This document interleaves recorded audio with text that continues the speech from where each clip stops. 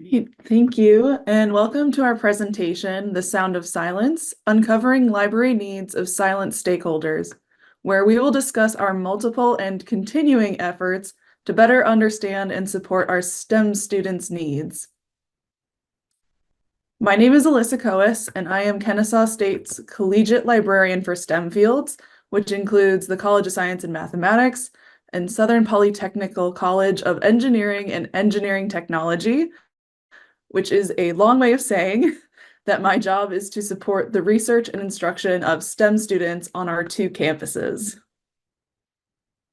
And I'm Kristina Clement, the Outreach Librarian and Interim Instruction Coordinator for the Kennesaw State University Libraries. I work to promote the library and our instructional services to the KSU community, which does include working with our collegiate librarians like Alyssa to design, plan, and implement events and assessments to increase engagement with their colleges. So here's what we're going to cover today. So first, we're going to give you a little bit of background about the KSU libraries, and then we've got some engagement for you. So we're going to do some Padlets to let you all sort of tell us how you know what your students need. So we're also going to discuss some of our previous efforts to reach out to STEM students, our current experiments, because they are very much experiments, and how they are going, including what we're planning for next. And we think we're going to have plenty of time for questions and discussion at the end. We do also have a Google Drive folder for you, which contains a copy of our slides with our notes, and links to the two Padlets that we're going to be using throughout the presentation.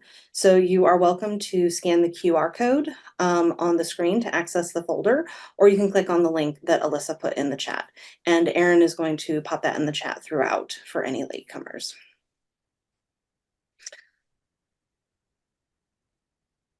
So a little bit of history about the KSU libraries. Kennesaw State University is an R2 university in the Atlanta metro area of Georgia with over 45,000 students to serve. It has rapidly grown within the past 20 years and initially began as a small commuter college. And around 2015, the Georgia legislature decided to merge several of the university schools together, which included the merger of Kennesaw State and Southern Polytechnic College in Marietta, Georgia, which is approximately 20 minutes south of the original KSU campus without traffic. If anyone is from the metro Atlanta area, you know that that is a rarity and it can take up to an hour. After this merger, KSU not only had two campuses, but had two libraries, both equal, yet very different in nature.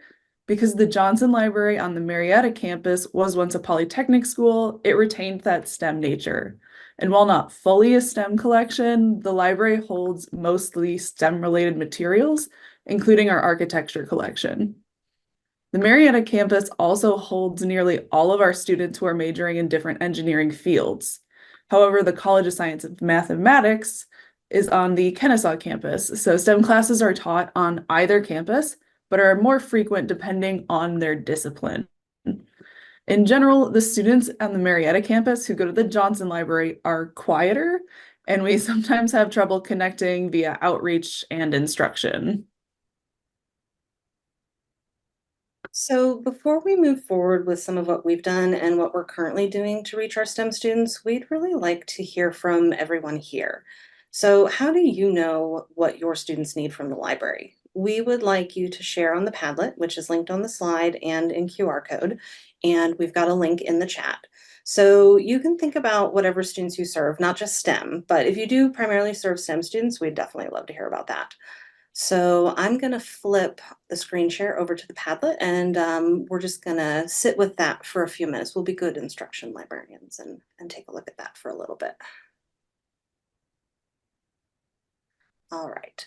So Padlet is really easy. If you've not used it before, you just click on the little plus icon that then turns into a pencil, and you can type your response here. You feel free if you want to add a GIF or something. That's always a lot of fun. I like to do that in my instruction sessions, and they seem to like that. So we'll give you all a couple minutes to fill that out and do your contributions. Excellent. We're seeing lots of people join the Padlet. I can tell that you're typing away. All right. Walk-ins asking questions. Yeah, I've definitely found that that direct contact with students is probably one of the best ways to like figure out what they need because you can ask them and they're likely to tell you. Direct feedback, surveys, very good. Oh, someone's got a student advisory group. I'm jealous. I want one of those.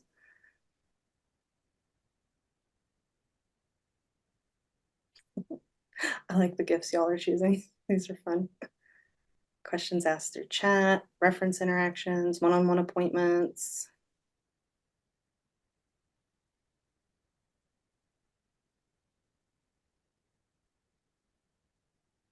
Whiteboard questions. All right, that person's gonna like the next bit of our presentation. Oh, wearing a name tag. They'll ask you questions. That's awesome. Nice. And so I'd even posit, and if folks want to muse on this in the chat, a lot of what I'm seeing in the Padlet is like talking to the students directly. But like, what about the students who won't talk to you or who you don't get a chance to talk to? How do you know what they need?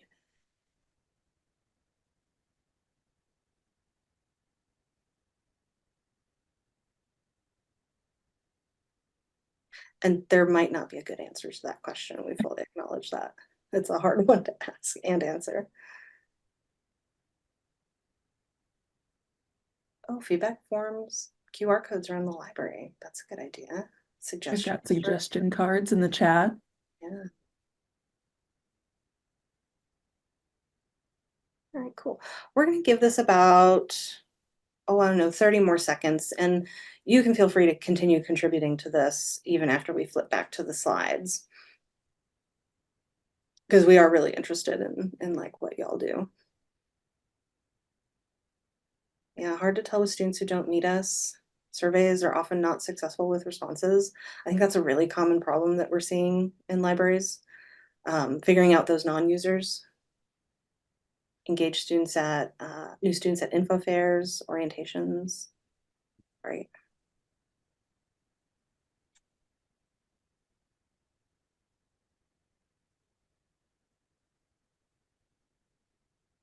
All right, we're going to flip back to the slides. So like I said, please do continue contributing to that Padlet, and we'll have a chance to do another Padlet towards the end.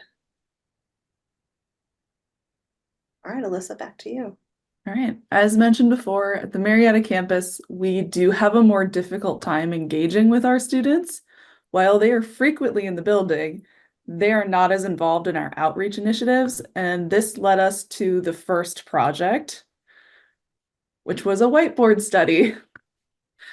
We conducted a whiteboard study titled Whiteboard Wednesdays. I'm really regretting going for alliteration when I made that one. Where every Wednesday we would ask students a question, leave the whiteboard out, and give them the day to respond so that we could learn more about them. However, our responses were streaky at best. We did actually learn quite a bit from the study. First, passive outreach is a better method for this particular group. They prefer things in passing that are quick and easy. However, they fizzled almost immediately, and a weekly schedule was way too frequent for them. So the first week we had a lot of responses. The students even signed their majors to it. But by week 3, we had very few. And we did take a brief break due to an unexpected conflict. And when we returned, the responses were back up again. So scheduling was definitely an important thing to consider for that. We also learned that the students specifically thought of the library as a physical space to study. And if you're ever in the area, you will see every single study carrel full in the afternoons. However, they weren't responsive or aware of our services both online and in person, as well as some of our resources that are tailored specifically to their needs. And that led us to our ongoing concern that however we are marketing and advertising us, the library, it was not reaching these students. So one of the best bits of wisdom I ever got from a former library mentor is that it's not failure, it's just feedback. And that's what this whiteboard study yielded. We don't see it as a failure. We see it as some really good feedback. And that feedback was really valuable in telling us a little bit more about how our STEM students respond to our outreach efforts or don't respond. And so Alyssa and I started brainstorming other ways to maybe try and crowdsource engagement ideas from the STEM students. We really wanted them to talk to us and tell us what they needed because everything we were trying wasn't working. They barely wanted to participate in a therapy dog event that we held at Johnson Library last year, which was shocking because that was the most popular event at the Kennesaw campus. So we decided to experiment with some other ways of having them tell us what they needed. So we decided to try a method that I'd had quite a lot of success with in the past, which was adding specifically structured questions to an instruction and assessment survey that all students take before leaving an instruction session. So the survey itself, it's pretty simple, it's common. I've got a screenshot of it on the next slide. But the very last question in the survey is designed to help students think more about ways we can help them succeed. So specifically, it says, what are two things the library could do to help you succeed in your classes? So this is a relatively low effort way to crowdsource engagement strategies while also assessing instruction overall. And as I mentioned, I've used this in the past with a lot of success and got a lot of interesting ideas from students about new ways to reach them. Now, granted, I had not done it with STEM students because most of my instruction responsibilities in my previous role were social sciences and humanities. But generally speaking, this allows students to tell us what resonates with them by specifically asking for two things. We're more likely than not going to get like at least one thing that might be useful. So here's a screenshot of the survey. It might look familiar because it is based off the project outcome survey template for instruction, which I quite like. It's simple, it's straightforward, and it's quick. You can see it's mostly multiple choice, and there are the two short answer questions. They usually prove to be pretty quick for students to answer. So we made a fresh instance of this survey that we only used with STEM classes that Alyssa taught in spring 2024. The survey did not go as planned. So there were some factors that led to the survey not performing even remotely close to as expected. So first, we had a significantly lower instruction load for spring 2024 than we could have even imagined. We only ended up with 3 STEM courses, so 2 math and science courses and 1 engineering course. And now it's not uncommon for us to have a lower STEM instruction load in spring semesters, but this was definitely less than we would have hoped for. But since we decided to implement the survey in the spring semester this year, we forged ahead and decided we would collect what we could and then keep going. We also ran into some technological difficulties. That's always the case. So I made a QR code for Alyssa to use in her classes, and it managed to break for one of the math and science courses. So that class resulted in 0 responses. And a lot of the students who took the survey didn't bother to fill out the open-ended questions, even though they've proven to be relatively low effort for other types of students in non-STEM courses. We got a grand total of 3 suggestions or comments on the survey from the question about suggesting 2 things that the library can do to help students succeed in their classes. And we didn't really get any new ideas, but we did learn some stuff. So we learned that students at the Marietta campus really like the services we offer, and they think we should promote them more. Which we found that kind of interesting and a little comedic because we actually do a lot of promotion and outreach about the exact services and resources that they mentioned. And they specifically mentioned research help, interlibrary loan, and citation management, which are like our 3 biggest promoted things. So this more or less confirmed what we suspected about the students at our Marietta campus who are STEM majors. Whatever we're doing for outreach that works very well on the Kennesaw campus is not working at all for the Marietta campus. And because it isn't working, we've realized we need to keep thinking outside the box to figure out what's going to reach these students. And with that, we are continuing forward in our efforts and opting to adapt and try new things in order to engage with these students. So this upcoming fall, it is a goal to do another iteration of our whiteboard study, but use our findings from the last one to hopefully gain more responses and insights from the students. First was the frequency. We'll conduct it monthly rather than weekly, providing a longer time for responses. Second, we are planning on using stickers rather than writing. From a previous event, we learned how excited students on this campus were about stickers. And using our unofficial library mascots, the corgi and the bunny, they're more likely to engage with it. And third, by using stickers, it'll be more of a this or that, no open-ended responses. We have theorized after this last study that the students felt open response was too long of a process for any type of passive programming, and they will be more likely to just select something rather than have to come up with a phrase or a sentence. And we're also going to revise the instruction survey with a similar mindset. So instead of having the open-ended question asking what 2 additional things the library can do to help them succeed, we're going to probably go for a select all that apply type question where they can check the things that resonate with them. And we haven't generated that list yet, but we're going to. And our aim is to try and come up with ideas that are outside of our traditional outreach efforts. And we will have another category that they can fill out on their own with their own ideas if they want, if they even, will. And we're kind of hoping that that might generate some fresh ideas. And the instruction load should be much, much greater for the fall. So that might be more worth it. And another new idea that we just began working on was embedding a survey into our new LibGuides template for all the engineering guides. So we are in the midst of a mass overhaul of our LibGuides, which was desperately needed. And beginning this fall, I will also be shifting my collegiate duties. So instead of having the College of Science and Mathematics, I will retain Southern Polytechnic, but I'll also have our other engineering college, the College of Computer and Software Engineering, which is also located on the Marietta campus. So for my LibGuides, I've decided to add in a lib poll with the intent to change it every semester to determine what type of feedback or information we need from our students. So our pilot survey is to help us determine how we can actually reach our students. Where are they actually going to see information from campus?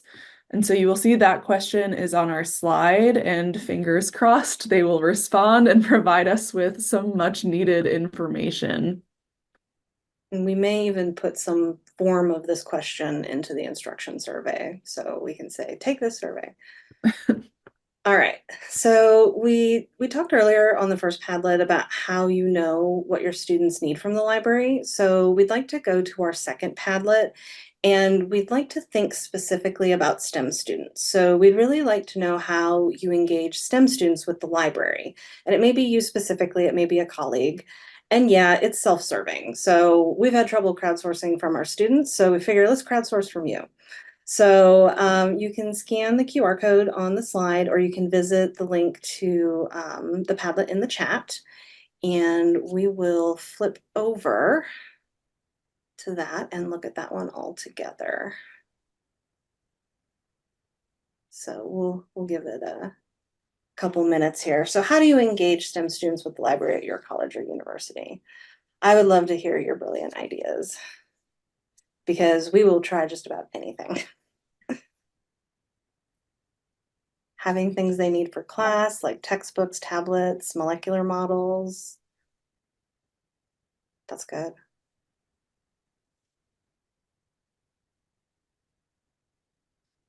And just a reminder, using Padlet's pretty easy. Just click on the little plus sign that turns into a pencil down here, and you can fill out the subject. You can write down here in the body, and you can even add a fun GIF or picture if you want. We do like seeing the GIFs. They are a lot of fun.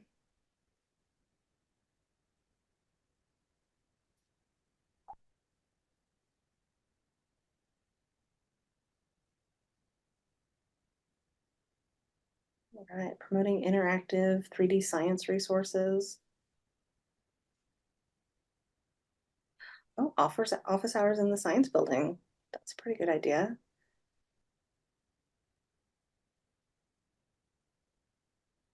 Okay. So programming that's kind of science-minded, that's cool.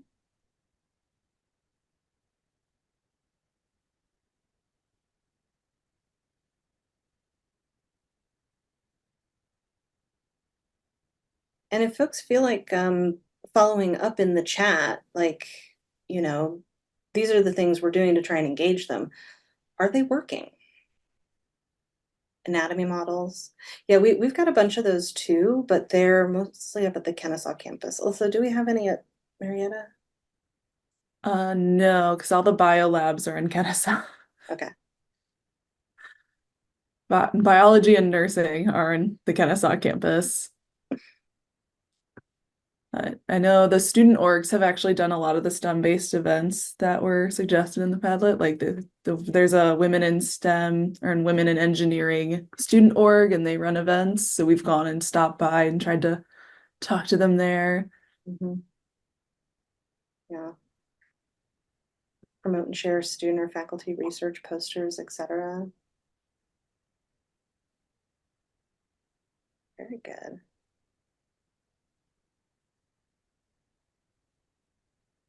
All right, so someone has a specific STEM collection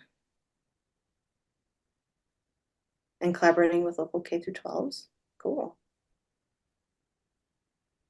Yeah, getting the student organizations into your space.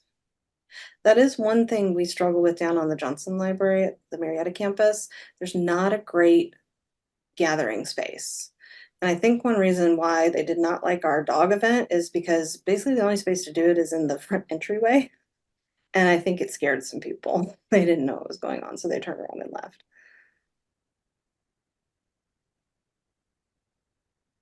All right, great. We're going to give it just another minute.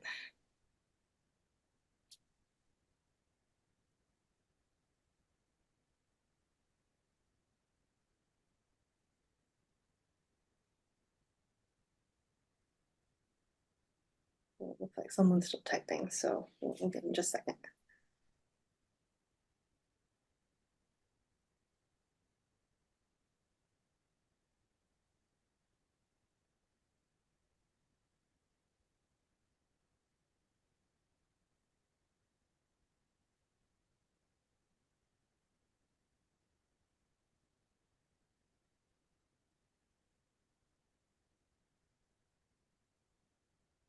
All right, so thank you for your ideas. This is very useful. We're going to comb through these and see what we might be able to implement or pair with what we're already doing. So thanks. And flip back here. And now you get to see a very cute bunny. All right, yes. So that concludes the slides that we have prepared for you today. But Winston, the bunny, wants to know if you have any questions for us. All right, looks like we do have a couple of things in the chat. Yeah, I think I'm going to scroll back because I think there was one asked earlier. Do you think the lack of engagement is a result of COVID, or was it that bad before? I can't answer that because I joined Kennesaw in, I have to think, 2022. So And I I did, wasn't here I did for too. Yeah, I joined in a lot 20. of that. And actually, I think part of the problem we've had with specifically with engineering is it's been hard to have a stable librarian for this college. So that could be part of it as well, is that it's been much more of a rotation. Mhm. Let's Yeah, see. I can't speak to pre-COVID because, like Alyssa, I joined in 2022. But what I've noticed just kind of across the board, not just with education, but a lot of industries, everything's just different now. And thinking back to what we did prior is not always very productive. Um, People are really different. Those years really changed us. So um, I don't know, even if it was that bad before, I think hopefully we can make it better now. You actually have two other questions. All right. Oh yeah, I see. Lori is asking, or did ask, did you need to go through IRB for the surveys that you sent out? No, because we do those in instruction sessions, so that's part of our classroom assessment. So those do not need to go through IRB. But the whiteboard study did. Yes. Yeah, the whiteboard study did because it was not classroom assessment. So if we do another iteration of that, we'll probably renew that IRB with some different parameters. Excellent. And Audrey would like to know, were there any concerns about survey fatigue on your campuses? Oh, always. Um, we're in a bit of an odd situation because the university has not given us permission to like directly email or survey students through their university emails. So I think there's definitely a lot of survey fatigue because a lot of units on campus don't get permission to do that. So we're all trying to reach students in all these different ways. So yeah, I think these students at the Marietta campus especially, they're very focused on their schoolwork and if they're getting bombarded with surveys from all kinds of units, then I think they're definitely tuning ours out too. Yeah, and one of our questions during that whiteboard assessment was, when is the busiest time of the semester for you? We were trying to gauge when their stress meters are and when we would potentially need to do more stress relief programming.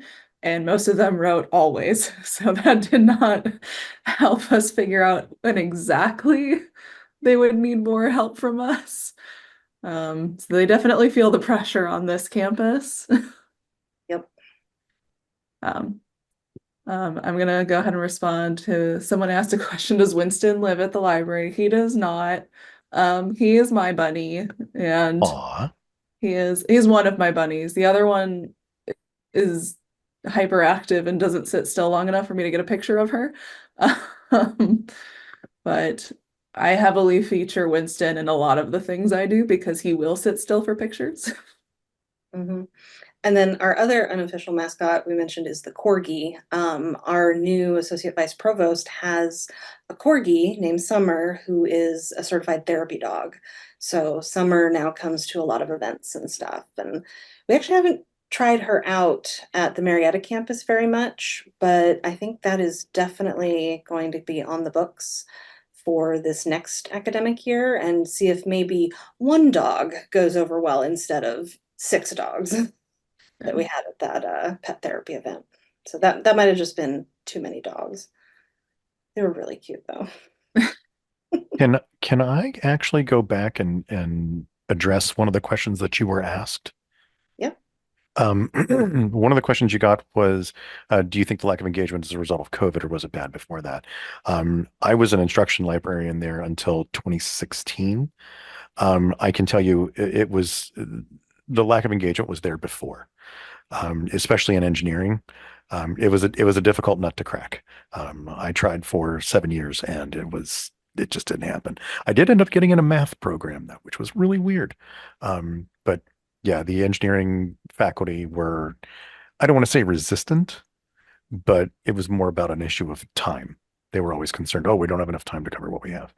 So if you can break that barrier, I wish you the best in doing it. I will cheer you on the entire way. I appreciate that. And that actually ties into a message. Is there a STEM liaison librarian? Are there any full-time librarians on that campus? So I am probably our main STEM librarian. We are transitioning from liaison teams to collegiate form. So that is part of it, but I was also splitting duties between Marietta and Kennesaw with the two colleges I currently have. But come this upcoming semester, my only colleges will be on the Marietta campus. We also have an architecture specific librarian, so they are also on this campus. Um, they advise that sometimes getting with faculty first is a great way to get to students, and I believe that that is true. um, we've done a couple of other events recently. One was a human library related event, and the faculty actually responded to that very positively and would share that with students. So that was nice to see that response. Hmm. So we're trying everything. Yeah, and the human library event that Alyssa mentioned, we partnered with Career Services for that one. And because one thing we do know about our STEM students and the engineering ones in particular is they're really career motivated. They show up to the STEM fairs like nobody's business. And so I think down the road, we are probably going to replicate our human library event but align it a little better with the STEM career fairs. We got a late jump on it last semester, or I guess the spring semester that just ended, and we could not pull it off before the STEM fair. So in the future, we may want to try and, do an event like that before a STEM fair, because they can basically check out an engineer and ask them questions about their career and how they got their job and stuff like that. And we prompt the engineers to tell them how they do research still. So that's our little library connection for that. But yeah, we ended up holding it 2 weeks after the STEM fair. And so I think if we flip flop it, it'll be a little bit better. Excellent. Any other questions for Alyssa and Kristina? Yeah, it looks like Elizabeth says in the chat that they cracked the STEM areas by starting OER discussions with faculty. And I'm excited to hear that, because with some of our reorganization that we're doing right now, our unit, mine and Alyssa's, which is academic engagement and instruction, is reorganizing a little bit, and we are going to have someone who is focusing on affordable course materials and can do a little more focus on OER. So I imagine she and Alyssa will work together and perhaps approach some of the faculty about those opportunities. And I think we've mentioned that faculty buy-in is really key for getting to the students, and these engineering faculty especially, getting them on board is like finding the golden egg.